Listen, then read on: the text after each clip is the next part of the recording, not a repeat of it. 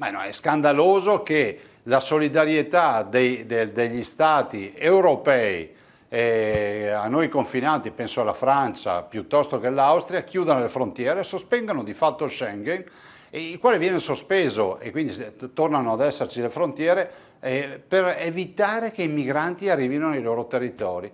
Questo nasconde un altro tema che a livello europeo ancora oggi non dà risultati, che è quello del ricollocamento europeo. Quindi da un lato non riusciamo a rimpatriare, su 140-150 mila che dobbiamo rimpatriare, siamo riusciti mediamente a rimpatriarne 3.500-4.000 all'anno a farla grande.